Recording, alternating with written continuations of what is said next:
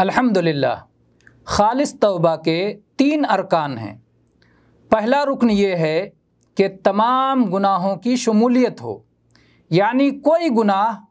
توبہ سے باقی نہ رہ جائے۔ دوسرا رکن یہ ہے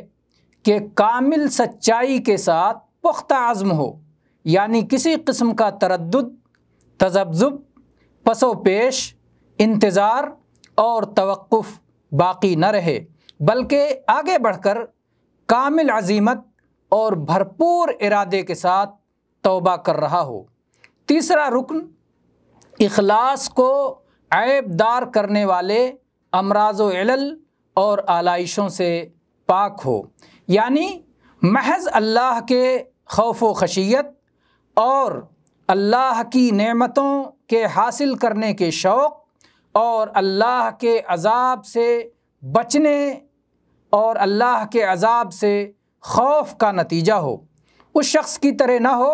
جس کی توبہ اس لیے ہے کہ اس کا جاہ و مقام، عزت و احترام، عہدہ اور منصب اور قیادت و ریاست محفوظ رہے، یا اس کی حالت اور دولت و قوت سلامت رہے، یا وہ لوگوں کی مدح و ستائش کا طلبگار ہے، اور یا ان کی نکتہ چینی اور عیب جوئی سے راہ فرار اختیار کر رہا ہے، یا پھر اوباشوں کی گرفت سے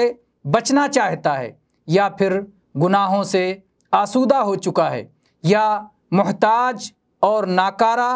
اور بے بس ہے، یا اس طرح کی کوئی اور علت ہو جو توبہ کے پوری طرح ٹھیک ٹھاک اور پرخلوص ہونے میں رکاوٹ ہے، تو اس طرح کی